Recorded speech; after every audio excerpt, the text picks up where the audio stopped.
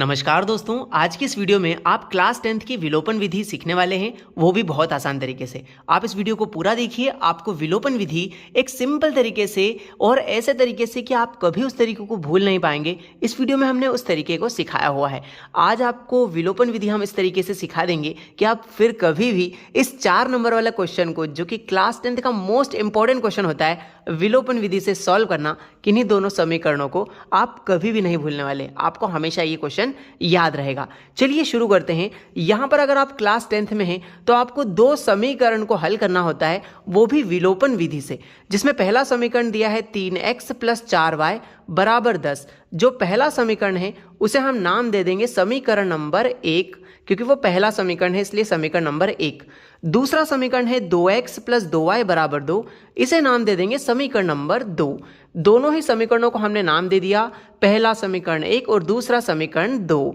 अब विलोपन विधि में आप क्या करते हो, इन दोनों ही समीकरणों को उठा लेते हो। तो हम क्या लिखेंगे, हम लिखेंगे समीकरण 1 और 2 से, समीकरण 1 व 2 से, दोनों ही समीकरणों को आप उठा रहे हो, इसीलिए आप समीकरण 1 और 2 से ऐसा लिख देंगे। तो इन दोनों समीकरणों को आप नीचे उतार दीजिए। ठीक है, पहला समीकरण है 3x + 4y = 10 और दूसरा समीकरण है 2x + 2y = 2। दोनों समीकरणों को उतारने के बाद आपको विलोपन विधि शुरू कैसे करना है, ध्यान दीजिएगा। आपको यहां पर गुणा के 2 चिन्ह लगाने हैं। अब यहां पर आप सोचोगे कि किन नंबरों से गुणा करने वाले हैं। आपको बहुत अच्छी सी ट्रिक याद रखनी है कि x के जो भी गुणा में यहां नंबर लिखे हैं, तो यहां पर x के गुणा में 3 लिखा है और नीचे x के गुणा में 2 लिखा है। आपको इन दोनों नंबरों का क्रॉस में मल्टीप्लिकेशन करके लिख देना है। मतलब 2 का गुणा आप ऊपर कर दोगे और 3 का गुणा आप नीचे वाले समीकरण में कर दोगे। इसे आप क्रॉस मल्टीप्लाई की तरह याद रख सकते हो दोस्तों, कि 3 का नीचे वाले समीकरण में गुणा करेंगे, 2 का ऊपर वाले समीकरण में गुणा करेंगे।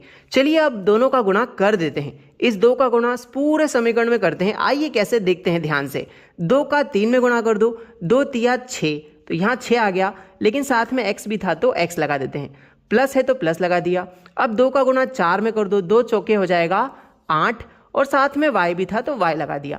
बराबर है तो हमने बराबर वैसा का वैसा ही लिख दिया है। 2 का गुणा आप 10 में करेंगे, 2 धाम हो जाता है 20। अब आपने इस 2 का गुणा इस पूरे समीकरण में कर दिया है। अब उसी प्रकार इस 3 का गुणा भी नीचे वाले समीकरण में कर दो। चलिए करते हैं। 3 का गुणा 2 में करेंगे, 3 दूनी 6 हो जाएगा, लेकिन साथ में x भी था तो आप x भी लिख दीजिए। अब 3 का गुणा 2 में करेंगे तो फिर से 3 दूनी 6 हो जाएगा, और साथ में यहाँ y भी था तो y एज इट इज आ जाएगा। बराबर है तो हमने यहाँ बराबर लगा दिया है। अब क्या बचा है, 3 का गुणा 2 में करेंगे, 3 दूनी 6। लीजिए दोस्तों, विलोपन विधि हम क्यों करते हैं, ताकि हम x के जो भी गुणा में नंबर है उन्हें बराबर कर देते हैं।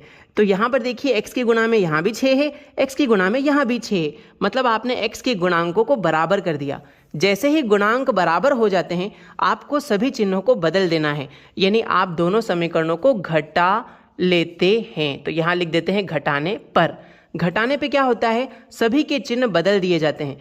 प्लस का 6x है तो ये पलट के माइनस का हो जाएगा, प्लस का 6y है तो ये भी बदल के माइनस का 6y हो जाएगा, यहाँ पे प्लस का 6 है तो ये भी माइनस का हो जाएगा। आइए अब इनको सॉल्व कर लेते हैं।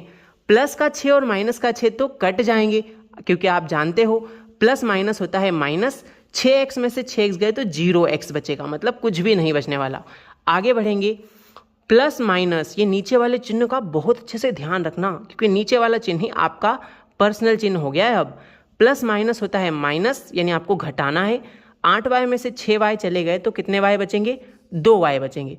बराबर 20 और माइनस का 6, मतलब 20 में से 6 गए तो कितने बचेंगे, यहाँ पर बचेंगे 14। अब आपको यहाँ से y का वैल्यू दोस्तों निकाल लेना है।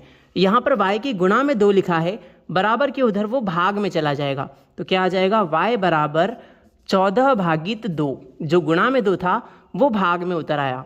ठीक है, 2 एकम 2, 2 सती 14। बधाई हो, आपका y का वैल्यू निकल के आ गया दोस्तों। y का मान हमारा आया है 7। कितना आया है, y = 7। आपका एक वेरिएबल यानी एक चर का वैल्यू आ गया है आपके सामने। अब आप क्या कीजिए, इस y का मान या तो आप समीकरण 1 में रखिए या समीकरण 2 में रखिए, आपको x का मान भी आसानी से मिल जाएगा। तो यहां पर हम लिखेंगे y बराबर 7 समीकरण 1 में रखने पर। आइए हम लिखते हैं, क्या लिखेंगे, y बराबर 7 समीकरण 1 में रखने पर। आप पूरा लिख लीजिएगा कि y बराबर 7 समीकरण 1 में रखने पर। क्या आपको समीकरण 1 याद है दोस्तों? अगर याद है तो आप कमेंट सेक्शन में हमें समीकरण 1 लिख के बताइए। और आपको ये वीडियो कैसा लग रहा है, हमें आप अगर 10th क्लास के स्टूडेंट है तो कमेंट में ज़रूर लिख के बताएं कि मज़ा आ रहा है या फिर नहीं आ रहा है इस वीडियो में। तो यहाँ पर y बराबर 7 समीकरण 1 में रखना है। पहले समीकरण 1 ढूंढो, कहाँ है, ये रहा, जो कि है 3x + 4y बराबर 10। तो यहाँ लिख लेते हैं 3x + 4y बराबर 10। यहाँ पे आप क्या रख रहे हो, y की जगह 7 रख रहे हो। चलिए रखते हैं 3x + 4 गुणा में लिखा है y और y की जगह है 7, तो यहाँ पर 7 रख देते हैं y की जगह पे, बराबर है 10, तो 10 लिख दिया।